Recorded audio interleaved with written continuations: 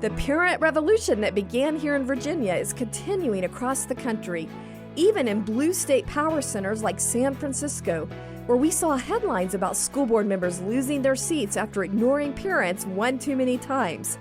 But what happens when one of the parental rights revolutionaries joins the local school board? We're going to find out today. Welcome to Speak Up Virginia, equipping you to speak up on the life, family, and freedom issues that matter most to you. From the Family Foundation, I'm your host, Candy Cushman, and I'm joined today by our special guest, Sherry Story, a member of the Suffolk City School Board. I just want to introduce you, Sherry, a little bit more to our audience. You're a proud mom and a grandmother, and you're in your 4th year as a Suffolk City School Board member. And in fact, education kind of runs in your family blood, right? It does. I am married to a professor, J. Lyle Story. He's a professor of New Testament theology at Regent. And so in our household, education is a big thing, and teaching, pedagogy, all that's part of our household. Talking and just sharing back and forth. Your mom was a teacher and you were a teacher. Yes, I was a teacher for 25 years and my mom for 40 years. So education has always been a big part of our family. Now we got to mention, you just told me that you have 13 grandkids. I do have 13 grandchildren. I think that's pretty impressive. I know, ranging from ages to 16 to about 2. And they're wonderful. They're all located here on the East Coast, so we're blessed. All right, well, tell us what motivated you to run for school board. So as a teacher, I just felt that there were a lot of communication gaps between what the school board knew was going on in schools and what was actually happening, the communication to teachers, and then especially to parents. I felt very disconnected from parents as a teacher. I never saw the parental interaction that I would have liked to have seen at the school board level. So I just wanted to sort of get to know all about that, and finances was a big part of it. Where were finances? Why were they not filtering down into the classroom? So I decided to run for school board when I retired. So I retired in May, and I was on the school board the following January. Wow. Now, you were telling me as a teacher, you ran into the problem of not having enough resources in the classroom. Like, is that kind of what first got you thinking, where's all this money going? It is. You know, I saw millions of dollars that were passed from the city down to the schools, but yet it seemed that classrooms were always short money. And it's a mystery of why the classrooms are not fully funded when the budget is fully funded. Yeah. So that's a disconnect. Now, what kind of flipped that switch in your head to go from teacher for 25 years to I'm going to actually get on the board? It's like, what kind of flipped that switch in your mind? I think it was just seeing that the same people were on the board year after year after year. It had just become a kind of a dinosaur repetition. And I felt that some new blood was needed. And so that's really what made me run. And I ran on transparency. I ran on accountability for something new. All right. So fast forward, how did you actually set about trying to accomplish more transparency, more accountability? Well, the biggest thing is I ended up going a route I did not know I was going to travel. It was a new road. And the fact that I realized that many of our meetings seemed to be closed and not open. And that introduced me to FOIA. And that's where I became the disruptor and the rebel, I guess, which is Freedom of Information Act. Correct. The Freedom of Information Act. I felt that there were meetings going on that even I as a board member did not know about, let alone parents. And this is public. And so being a public school system, I felt that they should all be open and very transparent. And when you're transparent, then you're held to accountability. So that sort of started me on this road of looking at the FOIA law and realizing that the open meeting portion of that law, we were having a problem maintaining. Yeah, and we've seen this open meeting issue. I think there's a lawsuit right now in Loudon for them violating, saying that they're violating the open meetings. Yes, there is. Albemarle, I know the parents have been very frustrated because most of their meetings, if not all, were happening virtually, and they had this very selective system on who actually got to testify online. It's kind of like the Wizard of Oz behind the curtain, and who deciding in some mysterious way who's speaking to the board. So I know parents around the state have been hugely frustrated with that.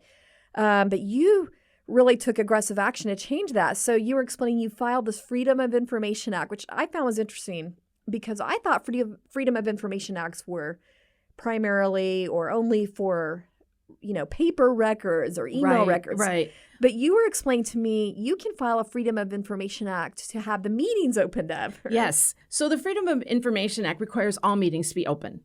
And there are exceptions. The act actually just gives the exceptions. Otherwise, it wants all meetings open.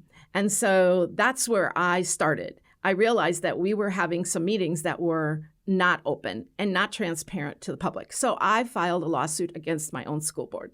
Wow. So you filed a Freedom of Information Act and a lawsuit against your own school board, though you were a part of the school board. Yes, it was awkward, and it's been awkward ever since. That's sort of an understatement. But yes, I have filed 2 of them, as a matter of fact, when they don't comply with all the exceptions and they don't comply with the requirements of open meetings. So did they resist the FOIAs and then you had to file a lawsuit? Is that why did the lawsuit come into play? So it's mostly just I communicated to them several times that I felt we weren't following the open meeting rules.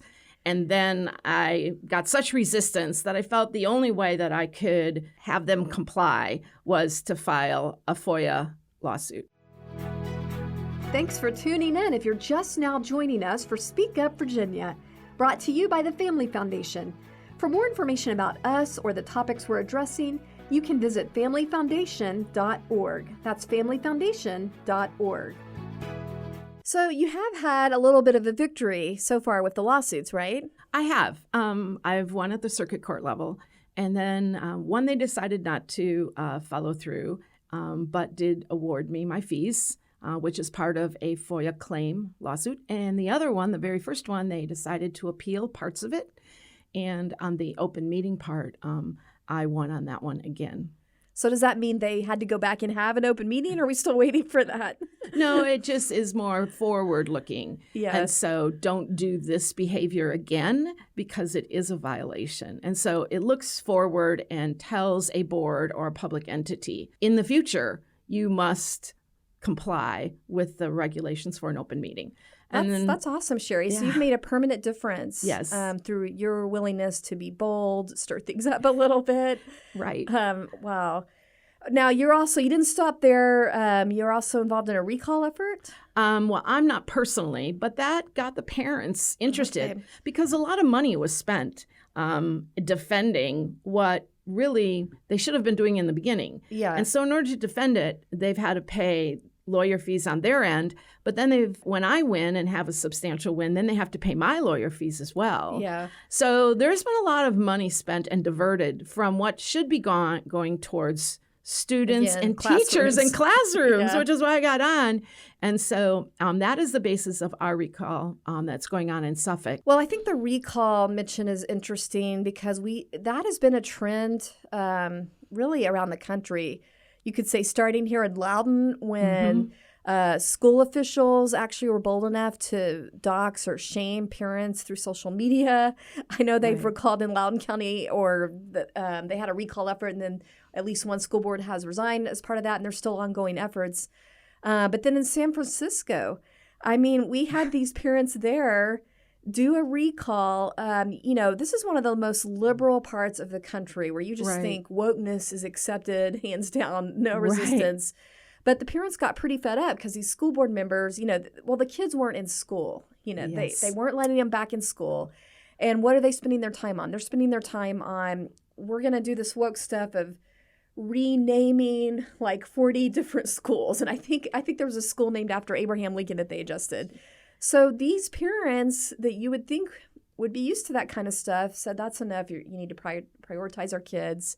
And so there was like an 80% turnout or vote. I think it was 80% among the community voters that pretty much showed 3 of those board members the door. So this is a trend going around the country. And I just think you're part of what we are seeing here with this revolution. It is a revolution because school boards got used to doing something the same way all the time, and no one was watching. No one was watching. And I think this brought awareness. When I brought the lawsuits, it brought awareness to parents. And then, of course, the kids being home and watching classrooms online, that brought awareness, and the curriculum. So parents have had a big wake-up call. of what's been going on. Just like the parents were shamed, I'm shamed on my board. I've been called all sorts of names. I've been called racist by my fellow peers. They put everything out. Any way they can shame me, they try to do it. But you have to stay strong. And parents, too, need to stay strong because it's making a difference. And kids have had 2 years of really a small portion of what they should have gotten in terms of education.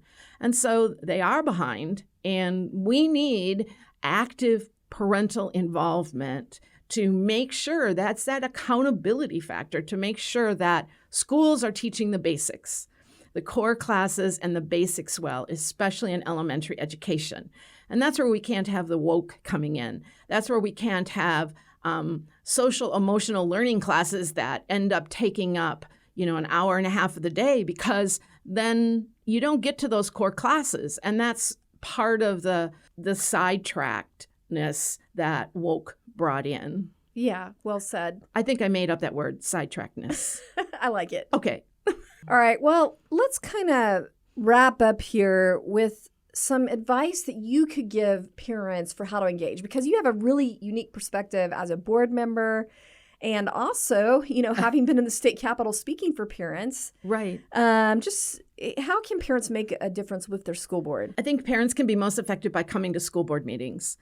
Just your attendance makes a difference. When I see many people attending, it makes a difference. I realize that what I say is I must be very accountable for what I say. I like it when my borough attends because then I can see them and I know that they're engaged. I also believe that you should call and that you should email them. I would like to see more parents write short editorials or opinion pieces in the local newspapers. I think that's important as well. What would your advice be to parents that might be a little intimidated by the idea of writing a little piece? Right. I think do it as a group. Form a group. You could use a Bible study group or a group that gets together for something else and then put together, write a piece and all sign it. And then everyone has a part in it and you don't have to stand out totally alone. I think those kind of group things are very impactful and I don't see them very often. Yeah.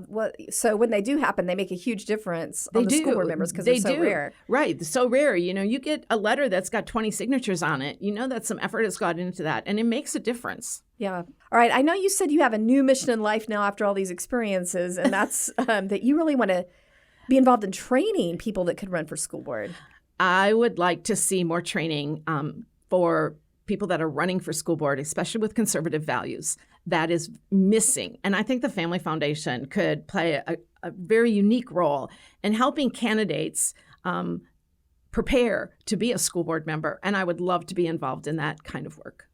Well, we do have a candidate training coming up that the Family Foundation is doing that would be excellent for people listening to this.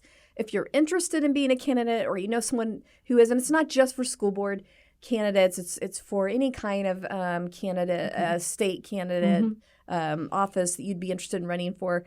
But it's on March 25th and 26th, and you can register for it at familyfoundation.org/candidate. That's familyfoundation.org/candidate. All right, well, one final thought here, Sherry. What would your final encouragement be to parents? Parents, you're so important influencing your children. And they are away from you if you send them to public schools for many hours. So please be involved. You do have a responsibility to also give your input as to what they're seeing in schools. So please stay involved.